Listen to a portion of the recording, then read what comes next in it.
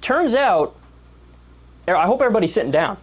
Are you guys sitting down? Are you guys relaxing? You better relax here. I'm going to blow your mind right now.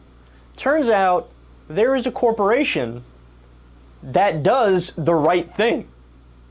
Everybody take a deep breath. Oh my God. Look, this is the first time I've heard of it. You know, maybe you guys have a couple fringe examples other than this one.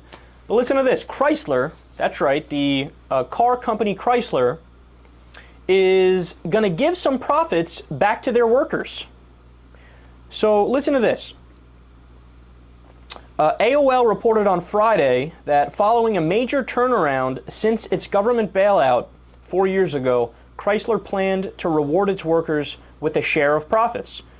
Quote, "There can be no more doubt that our comeback is real," Chrysler CEO and Chairman Sergio Marchionne said in an email to workers, adding that the credit for our turnaround is yours. The automaker's turnaround included a $1.7 billion profit, up from $183 million in 2011. So as I was reading this story, you guys know me, I was like going line for line, like, okay, and where's the but? There's got to be a but in here somewhere. Like, yeah, they're sharing profit with their workers, but they're going to fire them all right after or something like that. I was waiting for the downside of the story. It just didn't come. So according to Chrysler's current contract with the United Auto Workers, eligible union members should expect to receive a check of about $2,250. This is not the first time Marchionne has acted as an untypical CEO. In 2010 and 2011, following the bailout, he turned down both a salary and a bonus for 2 years in a row. So I went back and did a little bit more research and tried to figure out, well, what went down with this government bailout? Because look, if they're sharing profits with their workers, but they still didn't pay back the taxpayer, well, that's fucked up, because the taxpayer should get paid back, right? We bailed their ass out, so should we get shafted? Well, come to find out, they did pay us back. So Chrysler sales are up 19.6% in the overall American market. They had a partial buyout from Fiat along when the bailouts happened. Fiat, the Italian car maker, they own about 50% in Chrysler. They were supposed to pay their loan back. Chrysler was supposed to pay their loan back in 2017, but they ended up doing it way ahead of schedule in 2011.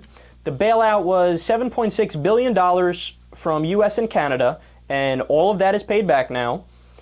And look, the biggest thing to take away from this, guys, is that, as a matter of principle, I almost disagree with all bailouts, right?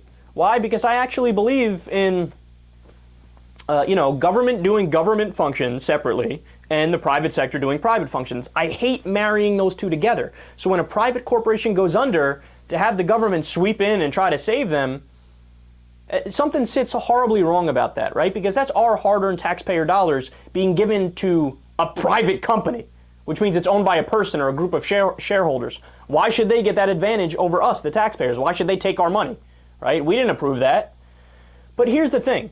While there are a billion things to critique in all the bailouts we've done, and you guys have heard me do it, particularly the Wall Street bailouts, right, where they took our money, had no strings attached, paid out bonuses to their CEOs who ran the companies into the ground so they didn't deserve a bonus. They bought private jets, they remodeled their offices, which cost millions of dollars, etc.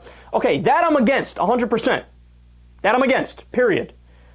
But new evidence leads to new thinking. I mean, you can't just blanketly be against something 100% of the time in a very black and white way. Come to find out, the Chrysler bailout, it worked.